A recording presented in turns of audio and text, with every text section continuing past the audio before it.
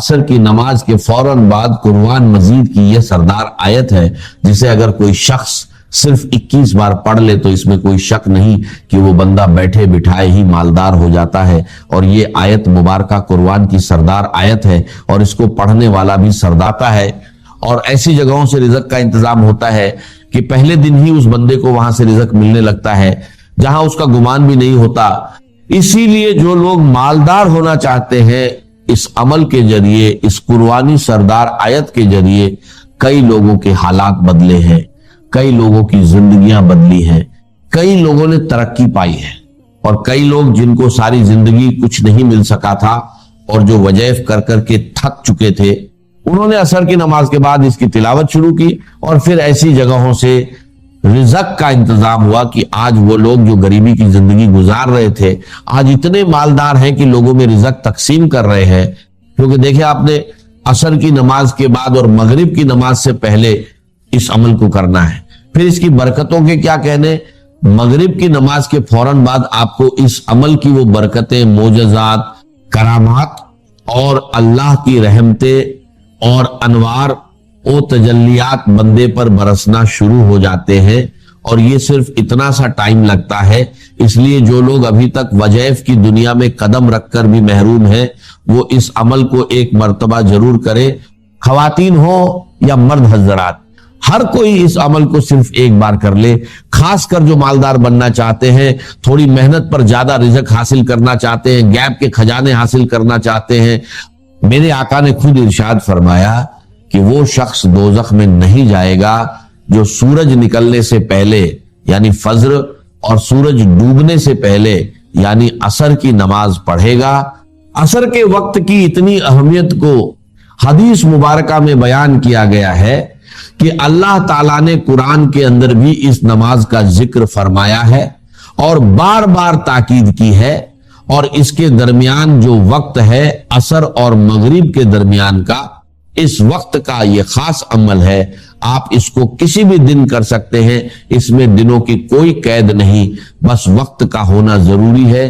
تو آپ اسے ظہر کے بعد نہیں، فجر کے بعد نہیں، بلکہ عصر اور مغرب کے درمیان ہی کریں گے تو یہ ساری برکتیں جو میں بتا رہا ہوں، بے اولاد بھی اس کو کر سکتے ہیں۔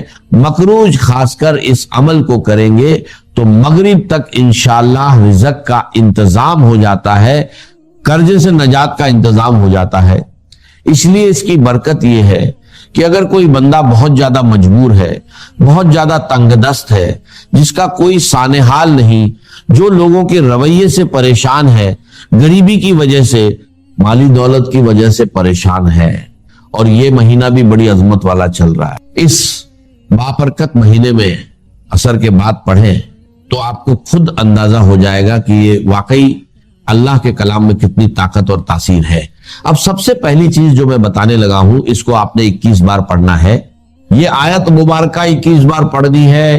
اسی طرح چند مخصوص آیات ہیں اور چند چیزیں ہیں جو اسی ترتیب کے ساتھ پڑھنی ہیں، لیکن ہر ایک کی تعداد مختلف ہوگی۔ یہ جو چیز میں بتانے لگا ہوں اس کا خاص خیال رکھنا ہے، اور اس کا خاص خیال رکھے بغیر آپ نے عمل نہیں کرنا، یعنی کچھ شرائط ہوتی ہے، جیسے بندہ مسجد میں جاتا ہے تو وضو شرط ہے، اسی طرح اس عمل کے لیے بھی چند چیزیں ضروری ہیں۔ اگر عمل کر لیں گے تو کامیاب ہوں گے، کیونکہ کچھ پانے کے لیے کچھ کرنا پڑتا ہے۔ یہ بات جس کے ذہن میں آ جائے وہ کبھی ناکام نہیں ہوتا۔ اسی لیے اس ویڈیو کو مکمل دیکھ کر عمل سمجھ کر کریں گے تو انشاءاللہ برکتوں سے کبھی محروم نہیں رہیں گے، یہ گارنٹی ہے۔ آگے اللہ تعالیٰ نے چاہا تو وہ میرا مالک، وہ میرا خالق، وہ رزق دینے والا، رحمتیں برسانے والا، کرم کرنے والا، وہ رب تو ہر لمحہ اپنے بندوں کو پکار رہا ہے کہ میری طرف آؤ، تمہیں وہ سب کچھ عطا کر دوں گا جس کی تم تمنا کرتے ہو، تمہاری ہر دعا قبول ہوگی، ہر فریاد سنی جائے گی، جو چاہو مانگ لو عطا کر دیا جائے گا۔ اب اسی ترتیب کے ساتھ دوستو آپ نے کرنا کیا ہے؟ سب سے پہلے آپ نے قرآن مجید کی یہ مختصر سی سور مبارکہ جو بالکل سادی اور آسان ہے، اسے صرف 3 مرتبہ پڑھنا ہے۔ سب سے پہلے 3 مرتبہ درود پاک، پھر 3 مرتبہ یہ سورہ، اور قرآن کریم کی جو سردار آیت ہے اسے جہاں بھی پڑھنے کا کہوں وہیں پڑھنا ہے، اپنی مرضی سے کچھ نہیں کرنا۔ क्योंकि अल्लाह वालों का बताया हुआ तरीका एक खास तरतीब है। देखिए, कुछ आमाल देखने में मुख्तसर और सादे होते हैं, लेकिन ताकत के एतबार से बहुत ज्यादा होते हैं, क्योंकि वक्त बहुत कीमती है। कुछ दिन बाकी दिनों की तरह होते हैं और कुछ दिनों में अल्लाह ताला ने इतनी बरकत, फजीलत और रहमत रखी है कि बंदा सोच नहीं सकता। ये वजीफा देखने में मुख्तसर है, लेकिन ताकत बहुत बड़ी है। बंदे की बैठे बिठाए हाजतें पूरी होती हैं, मालदार, अमीर, गरीबी, तंगदस्ती, तमाम मामलात हल हो जाते हैं।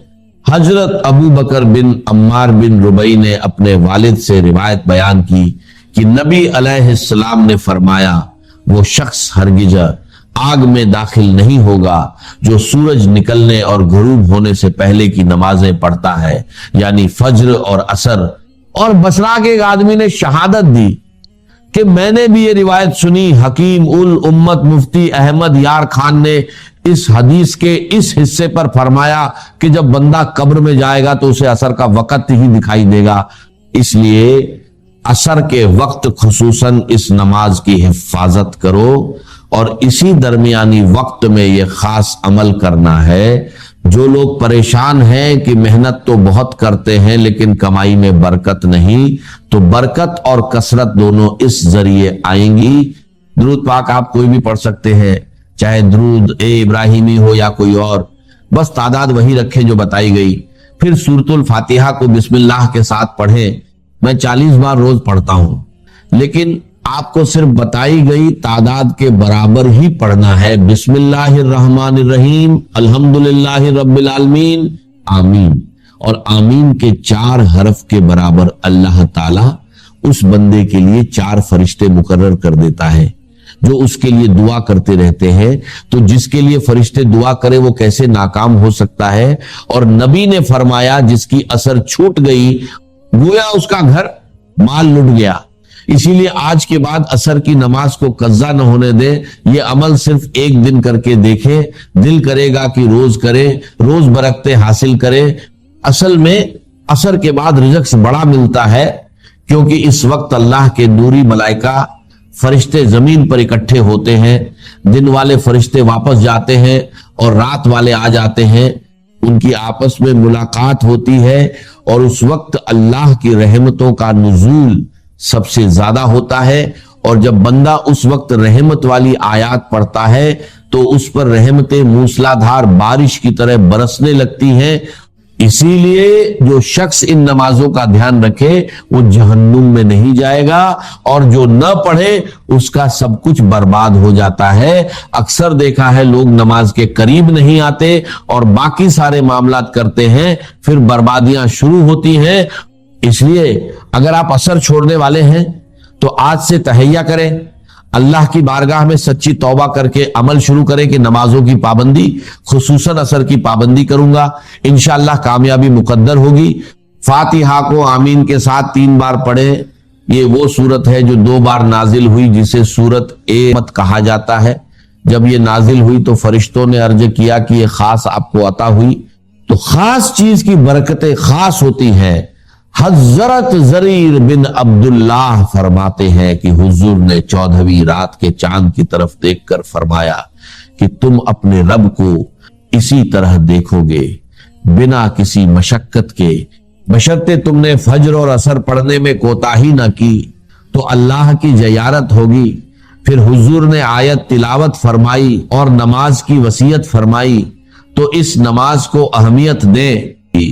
इसके बाद सूरतुल इखलास शरीफ पढ़ें। बिस्मिल्लाहिर्रहमानिर्रहीम, कुल हुवल्लाहु अहद, अल्लाहुस समद, लम यलिद वलम यूलद वलम यकुल लहू कुफुवन अहद। सभी सूरतें बिस्मिल्लाह के साथ पढ़े, क्योंकि जब बंदा वज़ैफ को उनकी शराइत और तरीके के मुताबिक पढ़ता है तो कामयाब होता है। फातिहा और इखलास पढ़ने से अल्लाह एक पूरा कुरान पढ़ने का सवाब देता है। 300 शहीदों के बराबर सवाब लिखा जाता है। रिज़्क़ बढ़ता है, मामलात हल होते हैं, परेशानियां खत्म होती हैं, दुख मुसीबत से निजात मिलती है। ये सारी बरकतें इस अमल से मिलेंगी। और ये महीना बड़ा खास है। मुहर्रम और रजब इज्जत वाले महीने हैं। जो बंदा इस अमल को करे उसकी इज्जत, रिज़्क़ और दौलत बढ़ती है, मसाइल हल होते हैं, दुआएं कबूल होने लगती हैं। क्योंकि अल्लाह इस अमल करने वाले को हर साल हज की तौफीक अता फरमाए, इतने पैसे दे कि वो हर साल हज को जाए। अल्लाह के खजाने वसी हैं, बंदे का गुमान वहां नहीं पहुंच सकता। फिर सूरतुल कौसर पढ़े, इससे अल्लाह सारे गुनाह माफ फरमा देता है, चाहे समंदर की झाग के बराबर भी हो।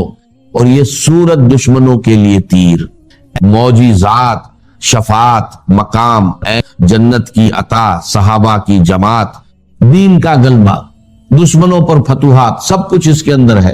फिर एक आयत जो अपनी जगह पर निहायत अहमियत की हामिल है, और आपको याद होगा कि हमारी गुज़श्ता 2 नशस्तें इसी एक आयत के मुताले में सर खुली।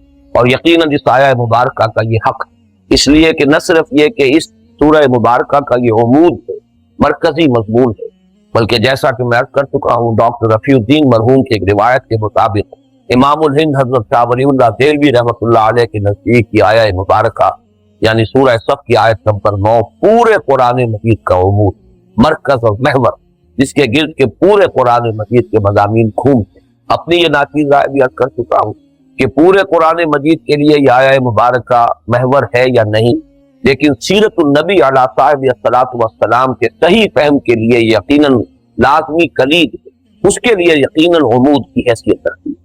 इस आयत मुबारका को समझेंगे तो सीरतुन नबी का फहम हासिल हो, इसलिए कि किसी भी अजीम शख्सियत के कारनामा हयात को एसेस करने के लिए सबसे पहले ये समझना जरूरी है कि उसका मकसद क्या, उसके सामने अपनी जिद्दोजहद और अपनी मसाइल के हदफ के तौर पर क्या, उसी के हवाले से एसेस किया जाएगा कि किस दर्जे में कामयाबी।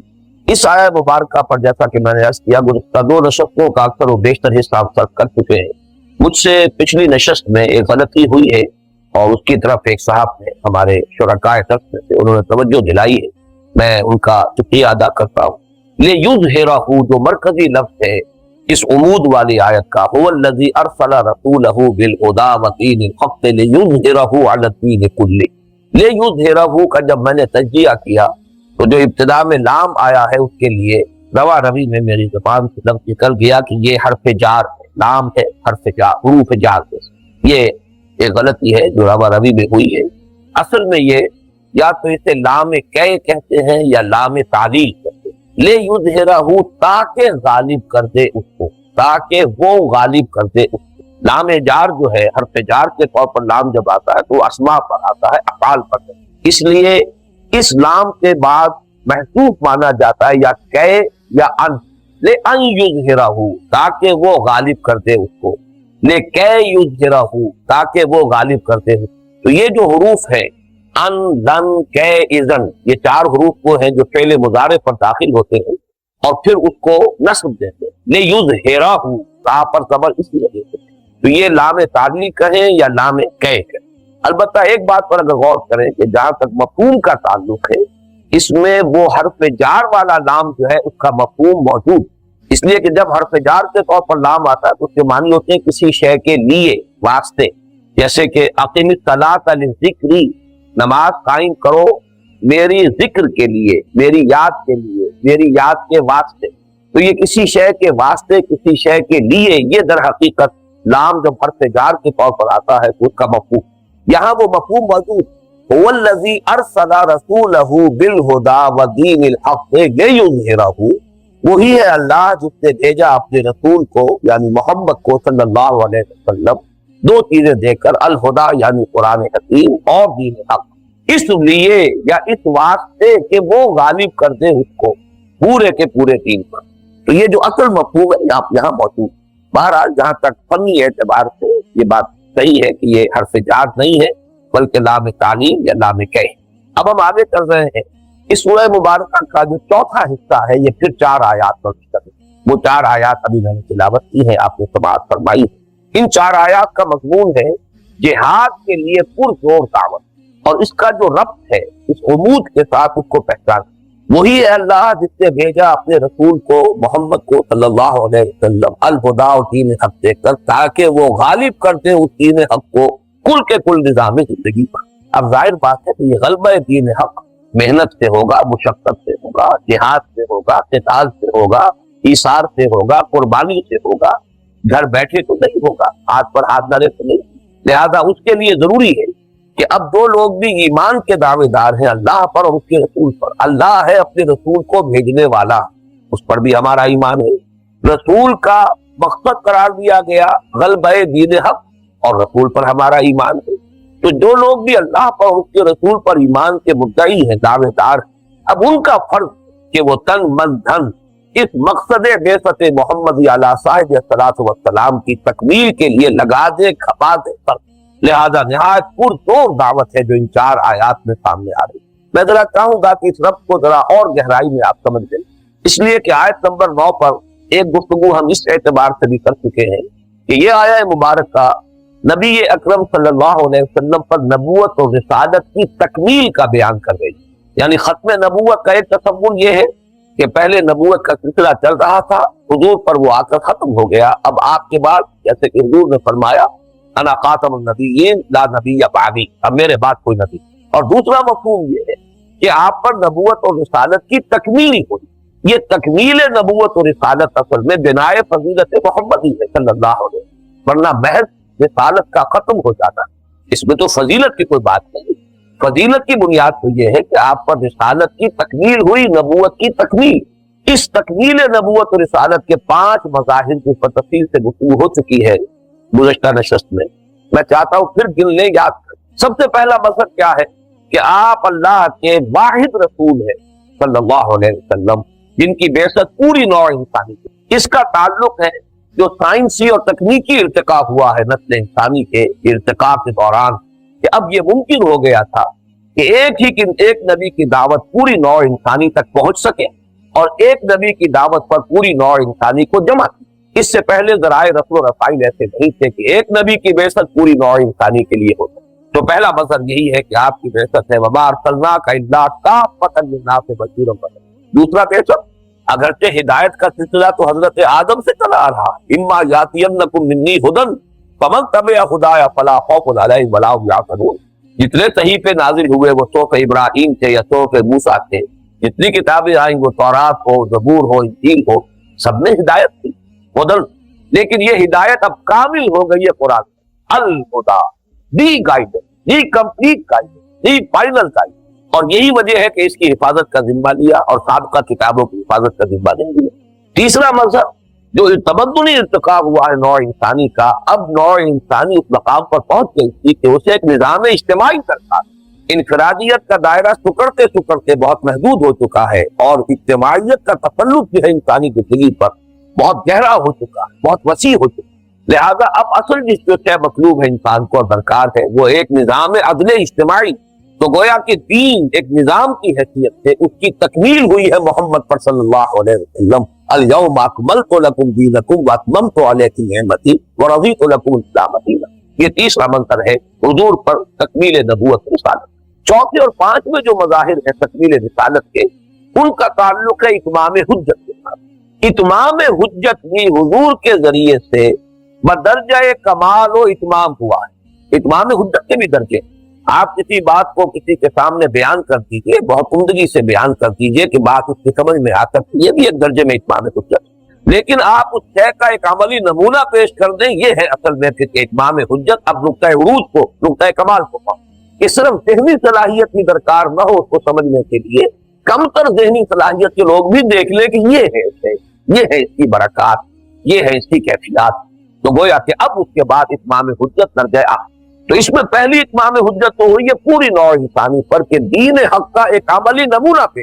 اگر یہ دین حق صرف نظری طور پر قرآن مجید ہی میں ہوتا یا حضور اس کی مزید تشریح بھی فرما دیتے اپنی احادیث شریفہ میں، تب بھی ایک طرح کا اتمام حجت تھا. لیکن جب تک کہ اس کا ایک ماڈل، اس کا ایک نمونہ نہ دکھا دیا جاتا، بدرجہ تمام و کمال اتمام حجت نہیں.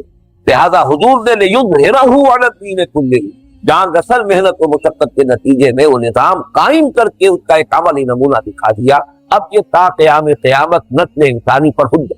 ہر کجا بینی جہان رنگ و بو، آنکھ یا خاک کرو یا دارزو، یا نور مصطفیٰ اورا بہار، یا حنود اندر صلاتے.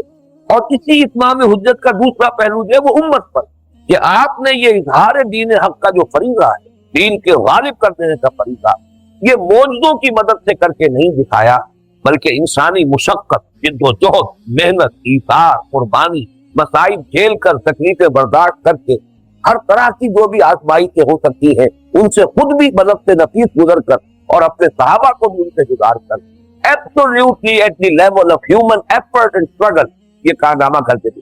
ये बहुत अहम पहलू है सीरत नबी का सल्लल्लाहु अलैहि वसल्लम। वरना ये कि कदम कदम पर मतालबे आ रहे थे मौजज़ा के, मौजज़ा नहीं आया।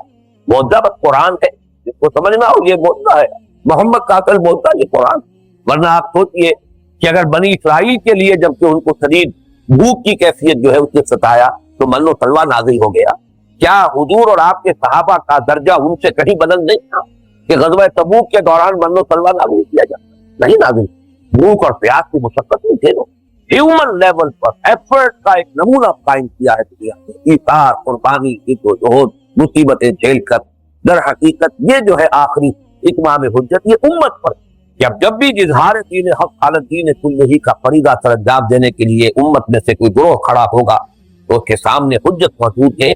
ये तमाम मुसीबतें, ये तमाम तकलीफें, ये तमाम आज़माइशें मोहम्मद रसूलुल्लाह वल्लज़ीना माअहू सल्लल्लाहु अलैहि वसल्लम व रज़ियल्लाहु तआला अन्हुम अजमईन, उन सबको झेलनी पड़ी, उन सब में से गुजरना पड़ा। ये है असल में आखिरी नुक्ता जिसका ताल्लुक है इन 4 आयात के साथ। अब पुकारा जा रहा है उस खिदमत के लिए, उस इतार और कुर्बानी के लिए, उस मेहनत और मुशक्कत के लिए, उस जान गसर जिद्दोजहद के लिए। या अय्युहल्लज़ीना आमनू हल अदुल्लुकुम अला तिजारतिन तुंजीकुम मिन अज़ाबिन अलीम।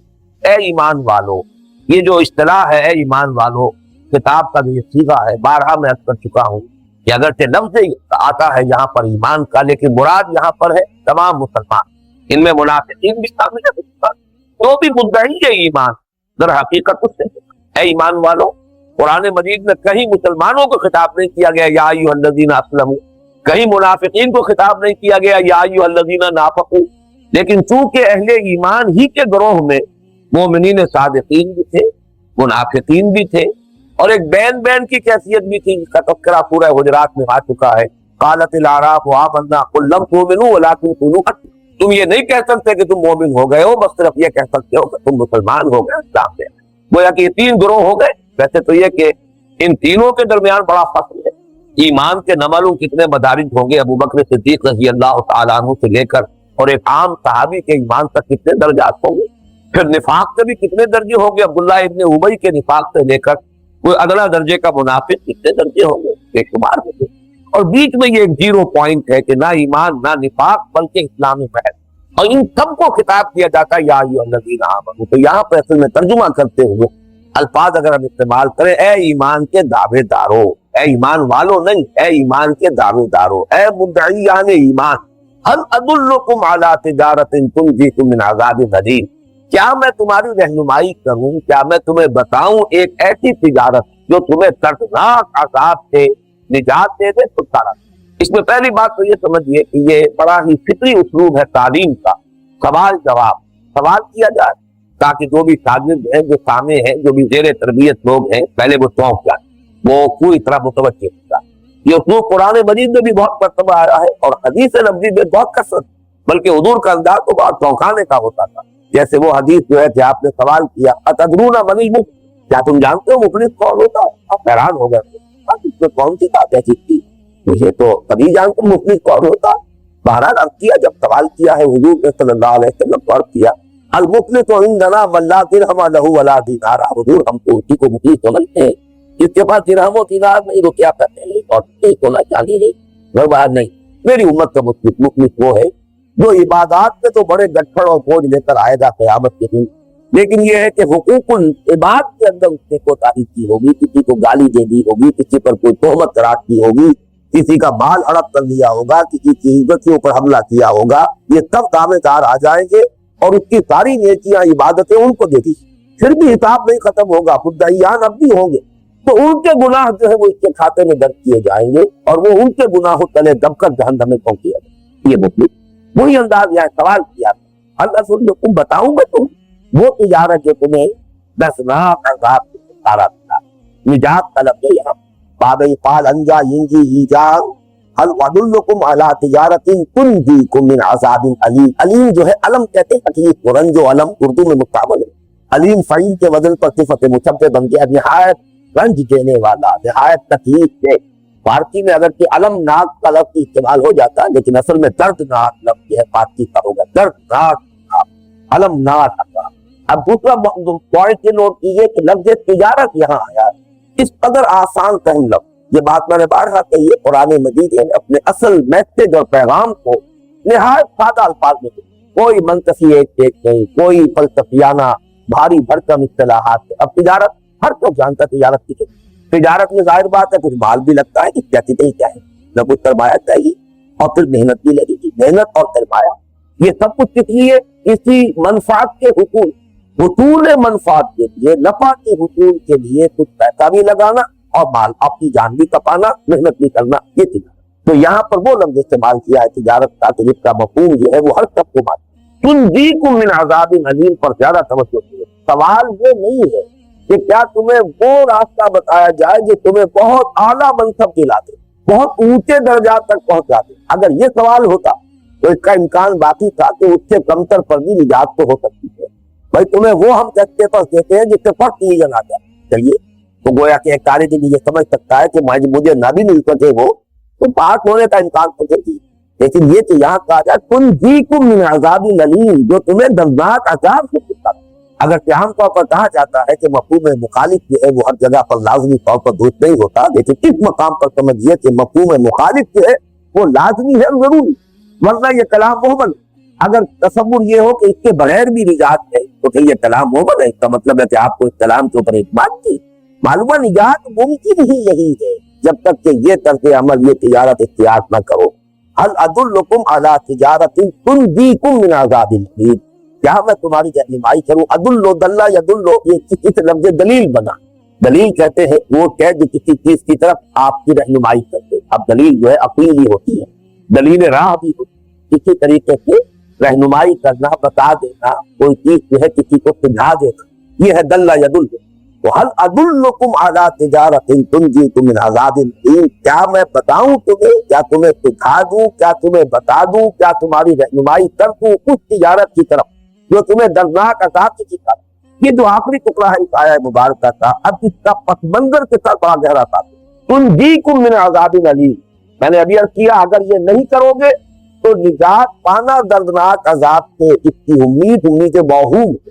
ذرا آپ پیچھے آئیے، اگر یہ تجارت اختیار نہیں کرو گے تو گویا کہ تم بھی یہود کے نقش قدم پر چل رہے ہوگے جنہوں نے حضرت موسیٰ کے ساتھ وہ طرز عمل اختیار کیا کہ جب ان سے کہا گیا کہ اللہ کی راہ میں جنگ کرو تو انہوں نے کوڑا جواب۔ اگر تم یہ راستہ اختیار نہیں کرو گے تو گویا کہ تم یہود کا وہ طرز عمل اختیار کرو گے جو انہوں نے حضرت مسیح علیہ السلام کے ساتھ، گویا کہ انہی کے نقش قدم پر تم چل رہے ہوگے اگر تم نے یہ راستہ اختیار۔ اس سے بھی پیچھے جائیے، جس کو میں نے کہا تھا کہ پہلی 4 آیات تمہیدی، اگر یہ راستہ جہاد کا اختیار نہیں کرتے ہو تو گویا کہ تمہارا معاملہ یہ ہے کہ لما تقولون ما لا تفعلون، اس دفعہ جو ہے اس کے مستحق ہو جاؤ گے، یہ دفعہ تمہارے اوپر لاگو کہ تم کہتے کچھ ہو کرتے کچھ ہو۔ دعویٰ ہے اللہ پر ایمان کا اور اللہ کے رسول کی محبت اور عشق کا، لیکن یہ کہ یہ کام جو ہے اللہ کی راہ میں جہاد کے لیے جس کے لیے پکارا جا رہا ہے اس کے لیے، یہ پورا پس منظر جو ہے در حقیقت نوٹ کر لیجیے کہ تنجیکم من عذاب علیم، عذاب علیم سے چھٹکارا پانا ہے تو یہ کام ضرور کرنا ہوگا۔ اگر یہ کام نہیں کرو گے تو گویا کہ تم یہود کے نقش قدم پر چل رہے ہو، اگر یہ کام نہیں کرو گے تو گویا کہ تمہارے اوپر وہی دفعہ جو ہے وہ عائد ہو جائے گی کہ لما تقولون ما لا تفعلون کبر مقتا عند اللہ ان تقولوا ما لا تفعلون، کیوں کہتے ہو جو کرتے نہیں ہو، اور اللہ کے غضب اور بیزاری کو بھڑکانے والی ہے یہ بات کہ تم کہو جو کرتے۔ اس مقام پر میں چاہتا ہوں کہ ایک آیت مبارکہ جو ہمارا مطبوعہ جو ہے کتاب کی شکل میں منتخب کتاب، اس میں وہ ایک مستقل درس کی حیثیت سے ہے، لیکن یہاں در حقیقت میں نے اپنے اس درس کے دوران اس کو اس جگہ پر مناسب سمجھا ہے کہ یہاں اس آیت کو، یہ آیت نمبر 24 جو ہے سورہ توبہ کی، اس کو یہاں لگا دی۔ میرے نزدیک اس مضمون کو اس قدر کلیئرلی اس آیت کے اندر واضح کیا گیا ہے، وہ چاہیے کہ اچھی طریقے سے ہم دیکھیں کہ جہاد کا کیا مقام اور مرتبہ ہے ہمارے دین، اس لیے کہ جہاد سے روکنے والی چیزیں کیا ہوتا ہے؟ دنیا کی محبت، مال کی محبت، رشتے داروں کی، اولاد کی، بیوی کی، اور ان تمام علائق دنیاوی اور مال و اقبال دنیاوی کی محبت ہے، یہی تو راستہ روکتی۔ سب کی راہیں مجھ کو پکارے، دامن پکڑے تاؤں گھنیری، یہی چیزیں ہیں کہ جو انسان کو روکنے والی ہے۔ لہذا آپ دیکھیے کہ کس قدر خوبصورتی سے، کتنی جامعیت سے، فصاحت و بلاغت کی انتہا، اور ویسے یہ کہ علامہ اقبال نے بھی واقعہ یہ ہے کہ بہت ہی یعنی ایک ثبوت فراہم کیا ہے جامعیت کا اپنے پیڑ کے اندر، یہاں پہ کہ ان تمام چیزوں کو انہوں نے دو میں جمع کیا، یہ مال و دولت دنیا، یہ رشتہ و پیوند، بتان وہم و گناہ لا الہ الا، تو گویا کہ ایک ہے رشتہ و پیوند اور ایک ہے مال و دولت دنیا۔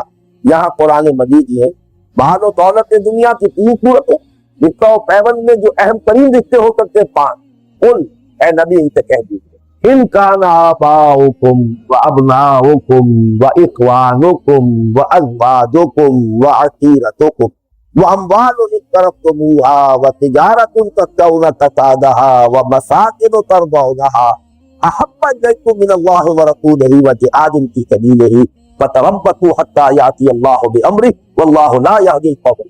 اے نبی ان سے کہہ دیجیے کہ اے لوگوں، اگر ہو تمہیں تمہارے باپ اور تمہارے بیٹے اور تمہارے بھائی اور تمہاری بیویاں اور تمہارے رشتے دار اور وہ مال جو تم نے جمع کیے ہیں اور وہ تجارت جس کے مندے کا، جس کے کساد کا تمہیں اندیشہ لاحق رہتا ہے، اور وہ مسکن، وہ گھر، وہ حویلیاں جو کہ تمہیں بڑی محبوب ہیں، بڑی پسند ہیں، خوب سجایا ہے ان کو، اگر یہ چیزیں احب الیکم محبوب تر ہے تمہارے نزدیک من اللہ اللہ سے ورسولہ اور اس کے رسول سے وجہاد فی سبیلہ اور اس کی راہ میں جہاد فتربصوا تو جاؤ انتظار کرو حتی یأتی اللہ بامرہ یہاں تک کہ اللہ اپنا فیصلہ دلا دے، واللہ لا یہدی القوم الفاسقین اللہ ایسے فاسقوں کو ہدایت نہیں۔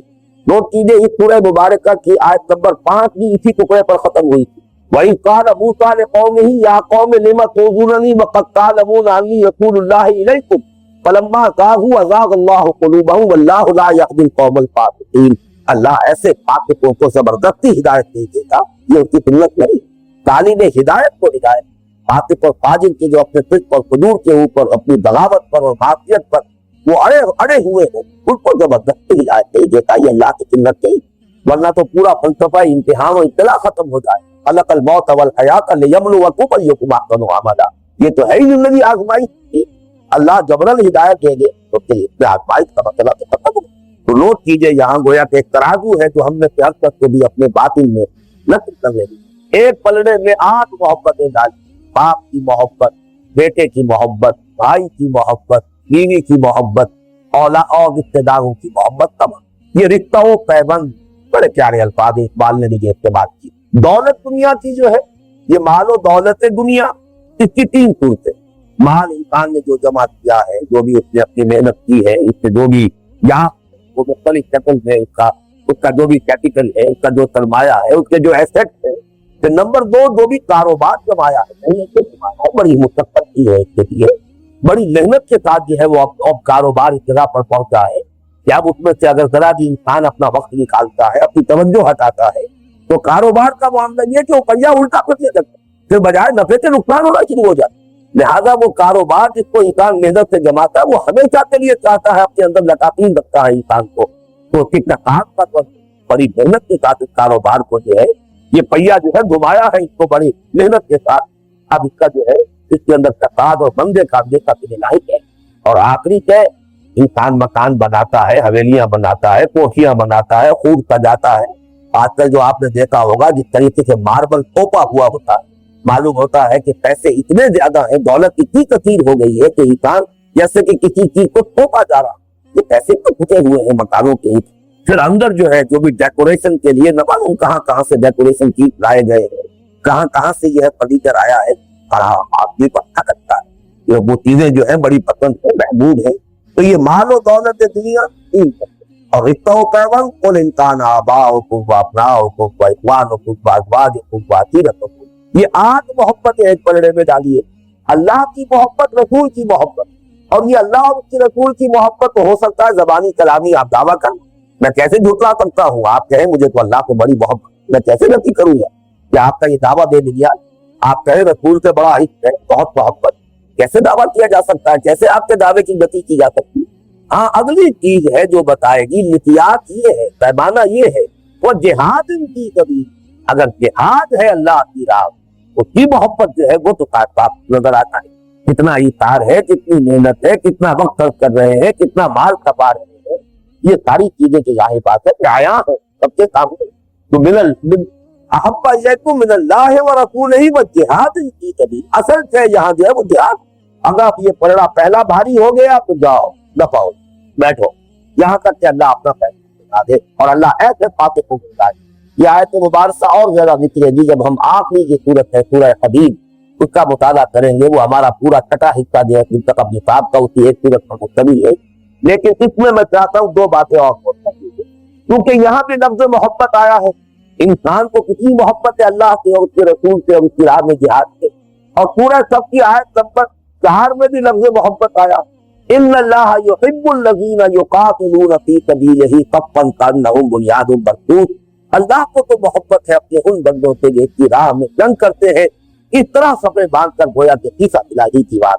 ان دونوں محبتوں کے حوالے سے جان لیجیے کہ محبت ہمیشہ باہمی ہے. آپ کو کسی سے محبت ہے تو اس کو بھی آپ سے لازماً محبت ہے.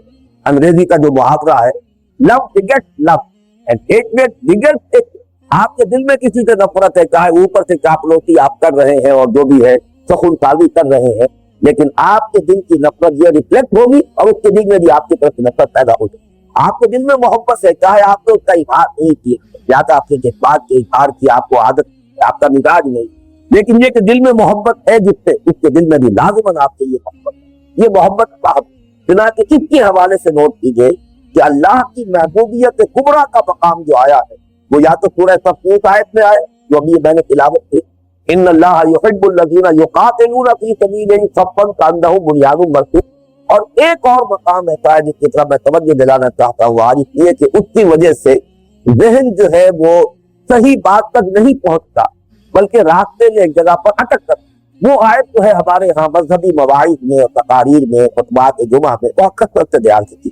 قل ان کنتم تحبون اللہ فاتبعونی یحببکم اللہ. اے نبی ان سے کہہ دیجیے سورہ آل عمران کی آیت نمبر 31 ان سے کہہ دیجیے اگر تم اللہ سے محبت کرتے ہو تو میرا اتباع کرو، اللہ تم سے محبت کرے. یہ محبت باہمی کی آیت یہ ہے. وہ غالباً جس طرح یہ دونوں دو طرفہ محبت کا ذکر آیا ہے یہاں غالباً میرے ذہن میں اس پر پورا استعداد نہیں ہے. میرا اندازہ ہے کہ کس طرح سے یہ کہیں بھی جمع ہو کر ایک آیت میں محبت باہمی ان کنتم تحبون اللہ، اگر تم محبت کرتے ہو اللہ سے، اور جو نتیجہ نکلے گا یحببکم اللہ، اللہ تم سے محبت کرنے لگے گا. تو درمیان میں اس کے لیے جو تک بتائی ہے راستہ بتایا ہے فاتبعونی.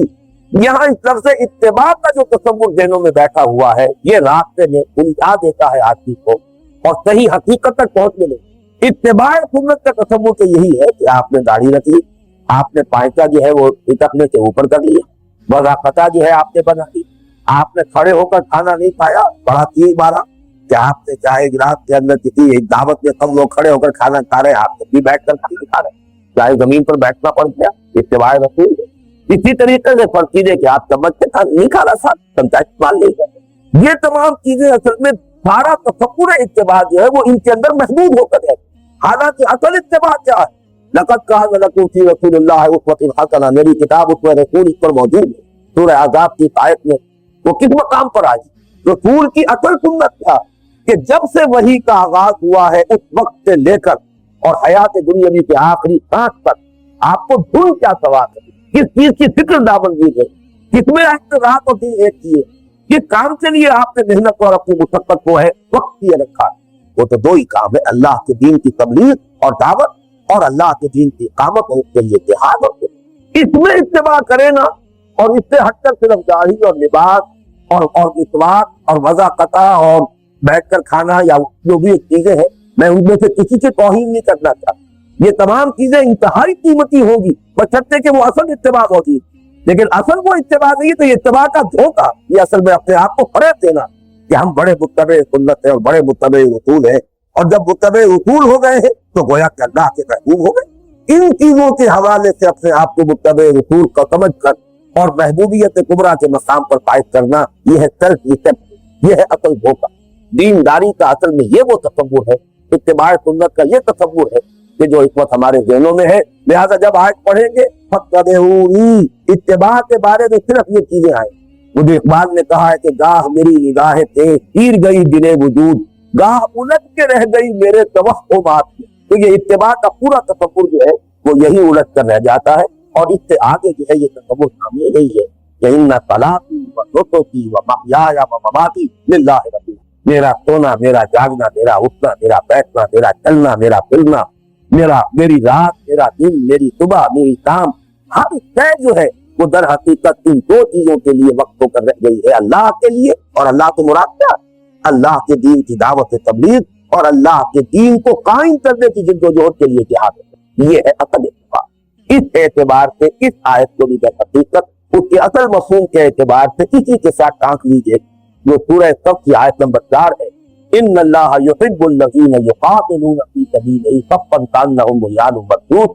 یہی وجہ ہے کہ وہ آیت مبارکہ لقد کان لکم فی رسول اللہ اسوۃ حسنہ، یہ آیت آئی ہے سورہ احزاب کے ذریعے، غزوہ احزاب کے ذریعے، سورہ احزاب میں آیت پڑھی، وہ ہے اصل اسوہ محمد رسول اللہ کا، ان کے صحابہ کا، جو غزوہ احزاب میں اب استقامت جو بھی بڑی سے بڑی جو ہے صورت جو ہے جو بن گئی تھی خوفناک، اس میں بھی اللہ پر اعتماد اور یقین اور اسی جہاد اور قتال پر اور اپنی سرفروشی اور جاں پہچانی کے لیے پوری آمادگی جو ہے، یہ ہے اصل اتباع رسول کا، اور یہ ہے اصل میں صحابہ کرام کا اتباع رسول، اس لیے کہ ان سے بڑھ کر تو متبع رسول اور کوئی نہیں چلتا۔ تو اس اعتبار سے یہ آیت مبارکہ یہاں پر ٹانک لیجیے، یا ایھا الذین آمنوا هل ادلکم علی تجارۃ تنجیکم من عذاب الیم، اہل ایمان کیا میں بتاؤں تمہیں وہ کاروبار جو تمہیں دردناک عذاب سے چھٹکارا دلاتے؟ اگر وہ نہیں کرو گے تو دردناک عذاب سے چھٹکارے کی امید موہوم ہے۔ قل ان کان آباؤکم وابناؤکم واخوانکم وازواجکم وعشیرتکم واموال اقترفتموها وتجارۃ تخشون کسادها ومساکن ترضونها احب الیکم من اللہ ورسولہ وجہاد فی سبیلہ فتربصوا حتی یأتی اللہ بامرہ واللہ لا یہدی القوم الفاسقین۔ اللہ ایسے فاسقوں کو ہدایت نہیں دے۔ اب آئیے اگلی آیت کی طرف، وہ تجارت کیا؟ تؤمنون باللہ ورسولہ وتجاہدون فی سبیل اللہ باموالکم وانفسکم ذالکم خیر لکم ان کنتم تعلمون۔ یہاں پر اگر کہ سیغہ استعمال ہوا فعل مضارع، لفظی ترجمہ ہوگا تم ایمان لاؤ گے یا رکھو گے اللہ پر اور اس کے رسول پر، اور جہاد کرو گے اس کی راہ میں اپنے اموال کے ساتھ اور اپنی جانوں، یہی تمہارے لیے بہتر ہے اگر تم علم رکھتے، اگر تمہیں علم حاصل۔ فعل مضارع جو ہے ظاہر بات ہے کہ یہ خبر کی صورت ہے، یہ کرو گے کلام خبیر ہے، لیکن اس پر اجماع ہے جس پر دلیل کا کہ یہاں اصل میں فعل امر ہے، خبر کی صورت میں یہ کلام حکایہ ہے، فعل امر ہے، ایمان لاؤ اللہ پر اور اس کے رسول پر، ایمان رکھو اللہ پر اور اس کے رسول پر، جیسا کہ ایمان کا حق، اور جہاد کرو اس کی راہ اور کھپاؤ اس سے اپنے مال کی رفتی، یہ ہے تمہارے لیے بہتر اگر تم سمجھو، اگر تمہیں علم حاصل۔ اس کے لیے ایک ثبوت یہ ہے، عام طور پر یہ اسلوب جو ہے عربی زبان میں معروف اسلوب ہے، اس کی ایک مثال جو ہے انگریزی کے حوالے سے بڑی آسانی سے میں آ جائے گی کہ ایک تو شکل ہے کہ ڈو اٹ، اب یہ فعل امر ہے، آپ کو کچھ دے رہے ہم کہو you will do it, you will do it, یہ تو ایک مستقبل کا فیوچر ٹینس ہے، تم یہ کرو گے، لیکن یہاں در حقیقت معلوم ہوا کہ اس امر کے اندر اتنی شدت پیدا ہو گئی، تمہیں یہ کرنا ہوگا، یہ تمہارے لیے لازم ہے، اس کے سوا کو راستہ ہے، you have to do it, you will do it. یہ در حقیقت اگر کہ ویسے اگر سادہ انداز میں تو وہ تو فیوچر انڈیفینٹ ٹینس ہے، یو ول ڈو اٹ، لیکن یہ کہ حقیقت میں یہاں مراد کیا ہے؟ فعل امر ہے، اور وہ امر بھی نہایت کافی۔